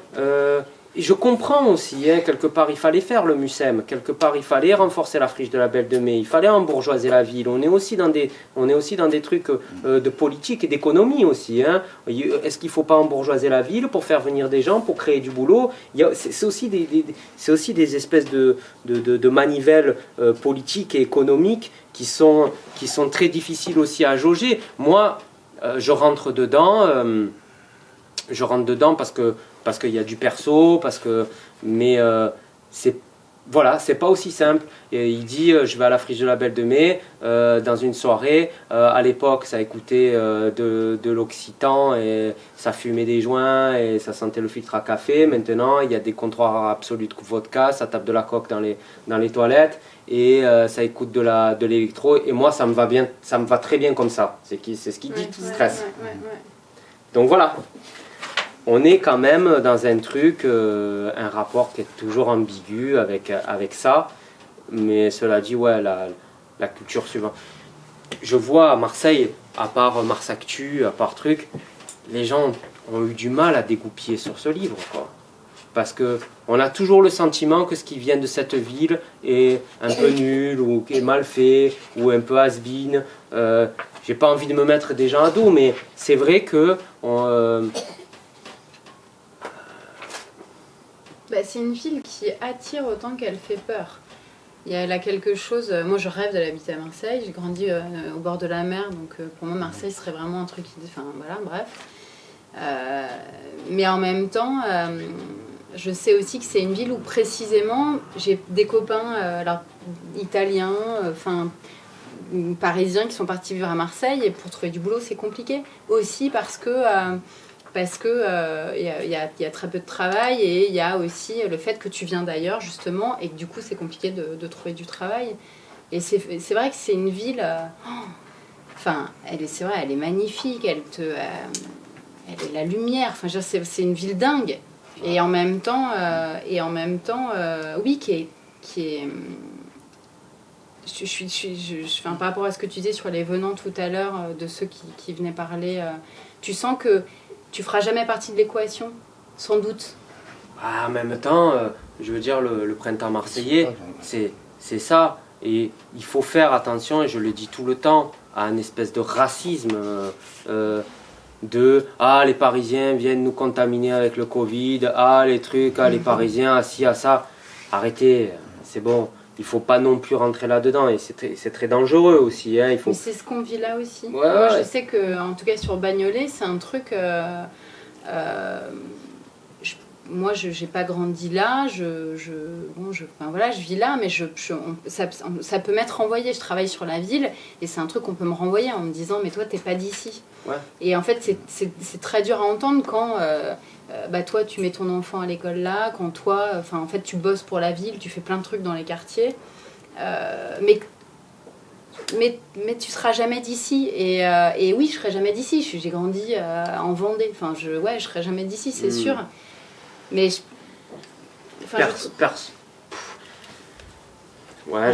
sais pas si c'est pas très important, je crois. Ben voilà, en fait. De ça. Savoir si ça leur fait plaisir de te dire je pense que c'est pas très important. L'important c'est ce que tu fais, ce que tu es mais c'est ce que finalement on a toujours été le venant d'un autre, c'est comme ça. Et Fred, elle le sait, c'est à dire qu'en fait je trouve ça très intéressant ce que tu dis sur soit c'est instinctif, soit ça l'est pas. Et moi, je vois bien, j'intellectualise tout. Et mon fils qui a grandi là, c'est instinctif. Et en fait, je vois bien le rapport très différent, justement,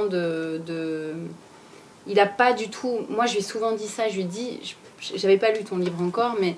Je lui ai dit, mais c'est difficile, je t'ai mis entre deux mondes, c'est compliqué. Il m'a toujours dit, mais de quoi tu parles, entre deux mondes ? Je suis pas entre deux mondes, en fait. Je suis dans un monde, et puis bon, je passe à droite, à gauche. Il ressent pas ça, il y a un truc de l'instinct. Et c'est très fort, ça. J'avais jamais... je l'avais jamais pensé comme ça, mais c'est ça. Soit il y a...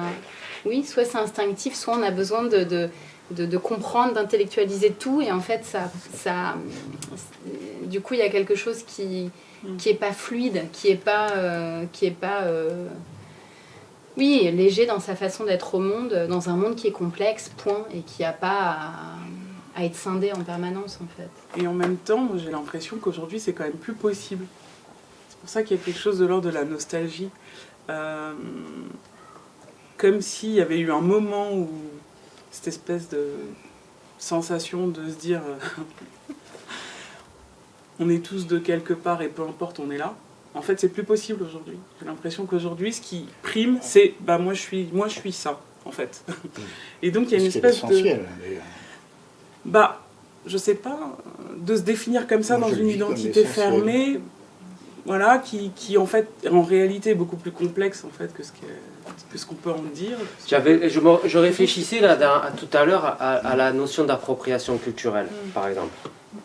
Et je me disais, putain, j'ai un problème avec ce terme. Parce que finalement, l'appropriation culturelle, c'est quelque chose de bien, hein, quand tu y penses. Je dis, ça dépend comment c'est fait.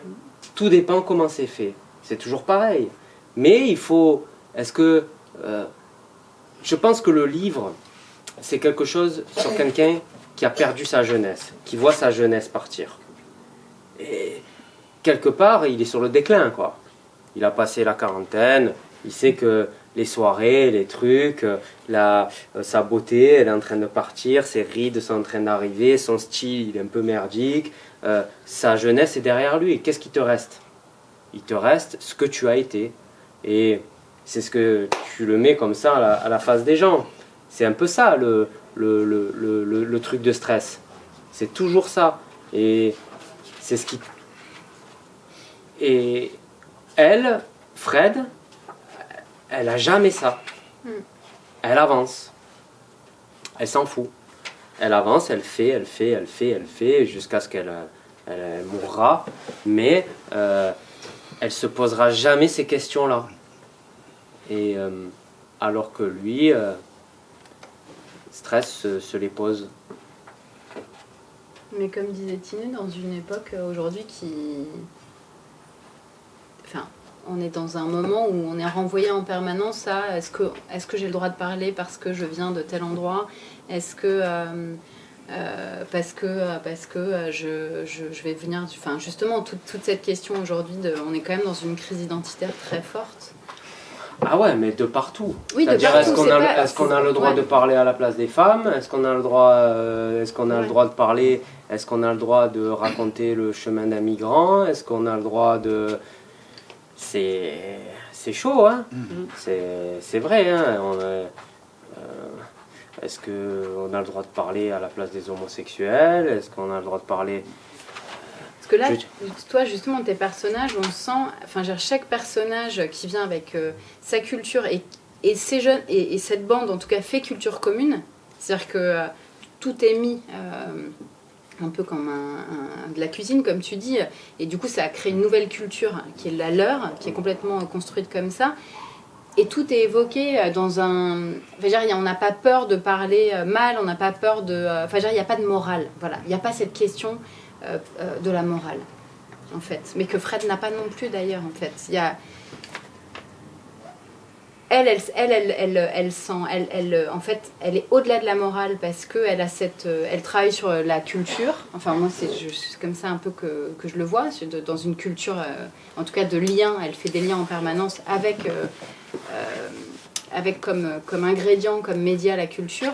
Et puis cette bande-là, en fait, ils font culture commune aussi, c'est-à-dire avec une culture populaire très mélangée, très bordélique, ils collent tout dedans, mais tout est... Dans la jeunesse, tout est possible, tout est regardé avec... tout en se chambrant, parce qu'ils n'arrêtent pas de se chambrer en permanence. Mais avec de l'amour, quoi. Enfin, avec un... Ouais, avec de l'amour. Il faut de l'amour. C'est l'essentiel d'avoir de l'amour. Ouais. Ouais, je sais pas Ouais, si je on vois est... l'heure qui... Une petite lecture. Tu voulais faire une petite lecture ? Ouais, c'est ça. Mais on voulait que ce soit Adrien qui lise. Ouais. La parole aux questions du public, peut-être ? Ah Oui. Oui, on fait ça avant. On peut ouvrir peut-être un peu. Ouais, il fait chaud. On fait public d'abord, lecture après. Ok. Allez, c'est bon. Vous avez des questions? Moi, je ne sais pas si c'est une question, c'est une remarque. On parlait tout à l'heure de la langue, de la masculinité, de la féminité, etc. Justement, c'est un livre quand même où les femmes sont assez... alors absentes, c'est pas le bon mot, parce qu'il y a Fred, il y a je l'ai pas lu, enfin je l'ai pas relu, donc. Mais bon, il y a des personnages féminins, mais ils occupent clairement pas le devant de la scène. Alors, il y a la langue populaire, il y a la langue des jeunes, etc. Mais même quand c'est pas les jeunes qui parlent, je trouve que le livre, il est dur envers les femmes, quoi. Et voilà, c'est vrai. C'est vrai. Mais du coup, c'est pas facile à lire quand on est une femme, parfois. Enfin, c'est une remarque, question. C'est à la fois le rapport que ces jeunes ont avec les femmes, la difficulté qu'ils ont à rentrer en communication avec les femmes. Alors je ne sais pas si c'est une manière de me dérober à cette question, mais le personnage principal de mon livre, c'est la ville de Marseille, qui est un personnage très féminin. Après, le héros de Stress, il a des rapports très, très compliqués avec les femmes, mais je sais pas, je crois que par exemple avec Clara, avec le personnage de Clara qui finit par lui voler son film, par lui voler son idée de film, enfin tout, je sais même pas si c'est lui voler son film ou le faire à sa place. Et en fait, lui, il lui accorde encore une chance. Il aime Clara. Il a envie de faire quelque chose avec elle. Finalement, c'est plus la difficulté et le côté pathétique des hommes face aux femmes, plutôt qu'une place de la femme qui serait dénigrée, moi je trouve. Stress, c'est l'échec. C'est l'échec face à tout, et y compris c'est l'échec dans ses relations. Juste pour rebondir, moi j'ai beaucoup apprécié l'humour assez grinçant, notamment sur la gentrification, mais pas que. Mais sur ce sujet-là, donc Stress regarde le compte Facebook de son ex, et là je l'ai vu, cette série de clichés, comme un blédard sans visa dans une cabine de cybercafé à Alger, quoi. Donc, enfin, moi je trouve ça vraiment excellent. Et effectivement, voilà, on voit bien la faiblesse un peu du C'est la personnage. frontière, c'est Ouais. toujours pareil. Ouais, Moi, les mecs dans les cybercafés à Alger, je les ai vus.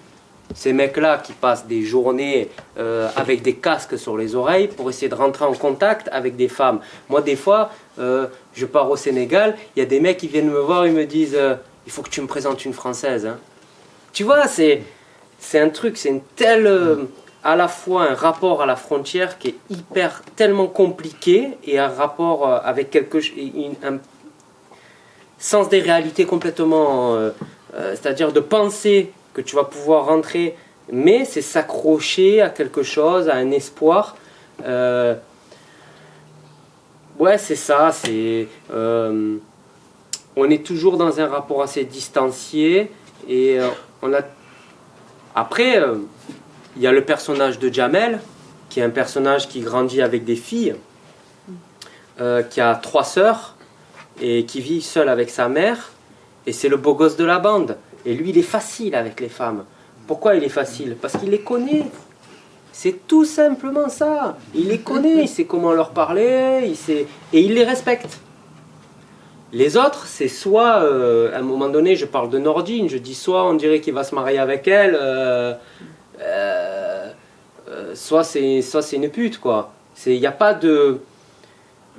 Il jauge pas le truc pour... On en revient encore à cette question de l'instinct, à cette question qui est tout le temps la même, c'est le rapport qu'on a à la ville, le rapport qu'on a avec les femmes, et comment on arrive à être plus simple dans nos rapports. Et Jamel, lui, il y arrive. Il est impeccable, il est là, il s'allonge. C'est aussi un rapport au corps, la scène de la plage. Ils sont allongés sur la plage, il y a des filles qui sont à côté, et lui, Jamel, il est bien avec son corps, il est allongé, et les autres, ils sont tout le temps là, ils se regardent. Finalement, c'est aussi un livre aussi, même sur le complexe, je dirais. Ouais. Je ne sais pas si je me suis échappé ou si... Voilà. Alors, j'ai remarqué quand tu disais, c'est aussi l'histoire de Marseille. À un moment donné, presque vers la fin, tu dis Marseille, je l'aime, elle est belle comme une fille des rues. Les filles des rues n'a absolument rien de péjoratif. Mais tu dis, et alors là, ce serait ce qu'il dit, mais elle se fout de moi. Et de rajouter, parce qu'elle elle ne perçoit pas mon message, le fameux c'était mieux avant. Et j'ai repris la page pour dire, attends, est-ce qu'il parle de Marseille ou il parle d'une femme, des femmes? Et en fait, il y a, sauf la dernière partie de la phrase, il y a un petit peu des deux. Ouais. Et la féminisation de la ville de Marseille est particulièrement intéressante parce qu'on la retrouve au fil des pages. Ouais. C'est pour ça que celui qui va lire le livre, il a pris presque 2 romans en un, puisqu'il va voir évoluer des personnages, essayer de les comprendre, et il va essayer de comprendre la ville, ce qui est difficile quand on n'est pas marseillais et qu'on n'a pas traversé Marseille sur une période qui a fait qu'on a vu les changements de Marseille. Voilà. Il y a d'autres questions dans le public? Non. La Alors, lecture. Ouais. Est-ce que mon lien il est corné de partout? Allez. Donc c'est toi qui choisis. Est-ce qu'il y a Ah bon, non. Enfin comme nous on a mis plein de choses. Hein, donc Si, ensuite, donnez-moi une tu scène. préfères Ah bon? Ouais. Oh. Mais il faut qu'on se concerte un petit peu là. Laquelle? Moi Lui j'aimais proposer une bien scène. peut-être l'hommage. Ah oui. L'hommage à l'amitié. Oui. Enfin en fait il y en a plein.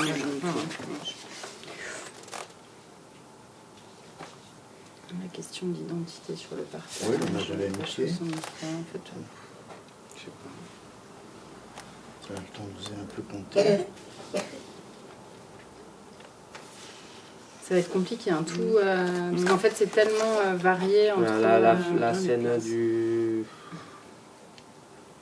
Comment vous voulez, vous me dites. La scène de... Une scène peut-être qu'on a évoquée. Il y a la scène de la boîte de nuit, il y a la scène de la plage.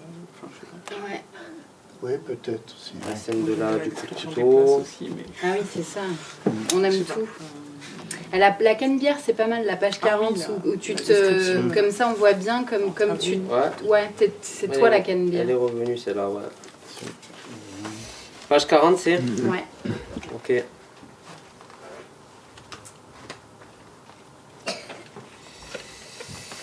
Page 40, page 40.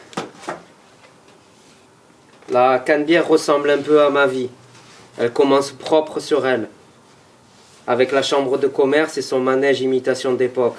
À partir de la rue de Rome, elle fronce les sourcils.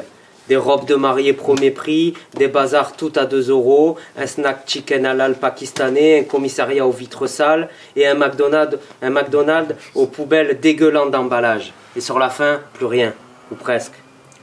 2 offices pour envoyer de l'argent au bled, un marchand d'objets asiatiques, un tabac et un ancien cinéma, muré depuis des années. La canne-bière finit seule, errante, devant le parvis de l'église des Réformés, sans vraiment savoir quand elle a perdu le fil. Maintenant, il y a des naturalia sur la canne-bière. Ouais. Heureusement que les venants sont là. Ouais, non, mais tout est merveilleux, en fait. Et, bon. On peut refaire une petite lecture ou on arrête? Qui vous fait Alors, on termine par une lecture et après on poursuit la conversation autour au café ou autour Je d'un vous fais verre. un truc embarqué, genre le retour au coup de couteau. Ou la boîte de nuit, j'étais orphelin. Alors, la boîte de nuit avec pas très l'hommage à ta femme, c'est page 220. Page 220. 210. 210. Et sur les amis, c'est très beau aussi, page 228. 228. Mais ça sera plus court, peut-être 210. 228. Il est magnifique, ouais, 210, c'est bien. Enfin, que ça commence à 209.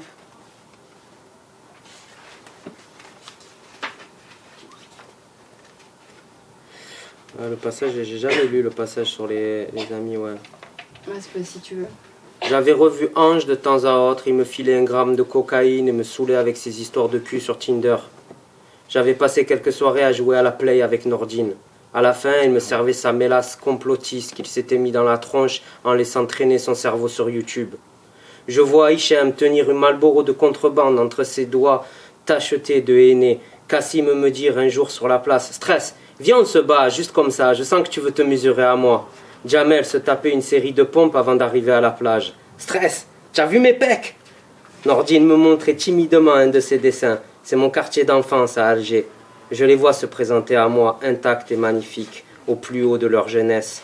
On était restés à cet âge où l'on ne se dit rien, et aujourd'hui, j'éprouvais le besoin de leur parler de la plus simple des manières, comme le font les gens normaux quand ils passent à table. « Hichem, tu te rappelles de la mort de Hasni ?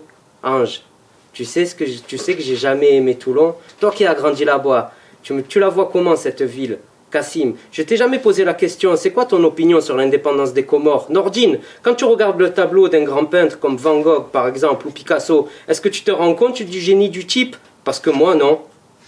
Jamel, dis-moi, c'est quoi pour toi être un bon père ? Juste entendre leur voix d'adulte, leurs rides sur le front, leurs petits sourires en coin, leur silence et leurs éclats de rire. Et tu peux continuer. C'est vrai qu'ils ont l'air sympas, ces gens du quartier, ces gens du panier bio. Moi, j'arrive pas à m'empêcher de penser que le monde qu'ils travaillent à rendre meilleur, c'est avant tout celui dans lequel ils vivent. Sur le banc à côté de moi, Cassim a les yeux révulsés. Je fronce les sourcils, déplie mes jambes et pose mes 2 pieds à terre, qu'on en finisse. « Donne-moi une cigarette !» Il lâche sans me demander, comme s'il allait me taxer. « Tu m'as pris pour une victime ou quoi ?» Je lui réponds sèchement. Il me fait un léger sourire, se lève, marche 3 mètres, s'arrête, lève sa main droite et sans se retourner, il m'envoie « Destress, stress ». Merci.